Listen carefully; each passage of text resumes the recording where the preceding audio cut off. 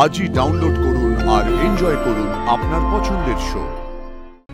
এই জুতোর ব্যাপারটা খালি মনে পড়ছে আমার।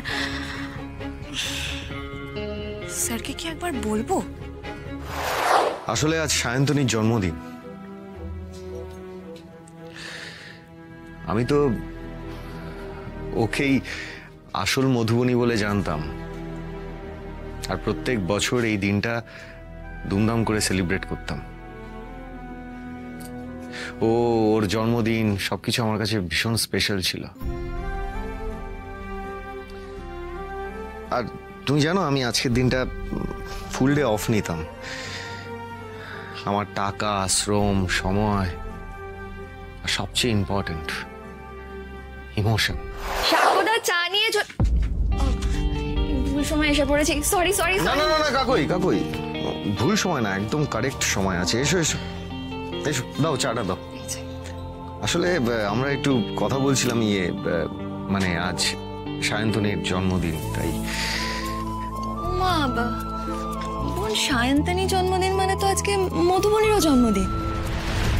আচ্ছা, বলছিলাম যে আজকের দিনটাই কি আমরা কিছু করতে পারি না? মানে মধুবনীর জন্য যদি একটা ছোটখাটো সেলিব্রেশন করি আমরা। কিন্তু না, সবই ঠিক আছে, কিন্তু আবার যদি... আপনি কি কাকিমার জন্য ভয় পাচ্ছেন স্যার? হ্যাঁ পার্শিব, তুমি তো জানোই এই মধুবনীকে মা একেবারে মেনে নিতে পারেনি। তাই যদি কোনো সেলিব্রেশন করি, সেটা নিয়ে যদি আবার অশান্তি হয় বাড়িতে।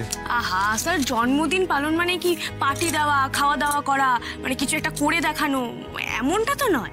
পালন করাটা ইম্পর্টেন্ট। আমার বাবা কি বলে জানেন? গিফট দেওয়াটা আসল, কি গিফট সেটা ইম্পর্টেন্ট নয়। আর তো আমরা ছোটখাটো করে নিজেদের মতো করে মধুতির বার্থডে পালন করতেই পারি। এই দিদি, তোর মনে আছে ছোটবেলায় আমাদের জন্মদিনে মা কি সুন্দর আমাদের পায়েসের সাথে খাওয়াতো? মনে থাকবে না আবার? জন্মদিনের সকালে ঘুম ভাঙতো পায়েসের গন্ধে। জানো সাক্ষ্যদা, আমরা 3 বোন এরকম লাইন দিয়ে দাঁড়িয়ে থাকতাম পায়েস খাবো বলে। আর যার জন্মদিন মা সকলের আগে তাকে পায়েস খাওয়াতো, আর তারপর বাকি দুজনকে, নাহলে বাকি দুজনের মুখ গোমরা হয়ে থাকতো। এই আমি ঠিক করেছি মধুদির বার্থডেতে আমিও পায়েস রান্না করবো। হ্যাঁ, মানে আমি চেষ্টা করবো, জানি না মায়ের মতো পারবো কিনা। আর স্যার, আপনি যাতে খেতে পারেন সেই ব্যবস্থা করবো। চিনি দেবো না, তাল মিছরি দেবো। মা যেমন ধান দুপো দিয়ে আশীর্বাদ করে আমাদের বার্থডে সেলিব্রেট করতো, সেভাবেই ঘরোয়া করে আমরা মধুদির বার্থডে সেলিব্রেট করবো। আর ডেকোরেশনের সমস্ত দায়িত্ব আমার। ড্রয়িং রুমটাকে একদম ফাটাফাটি সাজিয়ে দেবো। আরে আমার চ্যাম্পিয়ন দাদা!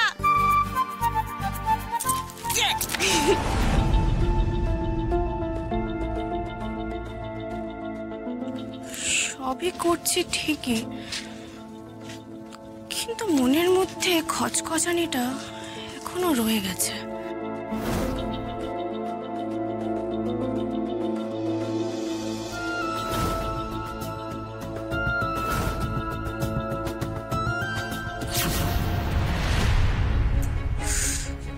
এই জুতোর ব্যাপারটা খালি মনে পড়ছে আমার। স্যারকে কি একবার বলবো? না থাক, মানুষটা সবে একটু শান্তি পেয়েছে, এটা শুনে আবার ঘেটে যেতে পারে। আর মধুতে যদি শুনে আমি সন্দেহ করছি, তাহলে খুব দুঃখ পাবে। না না না না না, আর একটু দেখি, যদি কোনো গন্ডগোল থাকে তাহলে তো আমি ধরতে পারবো।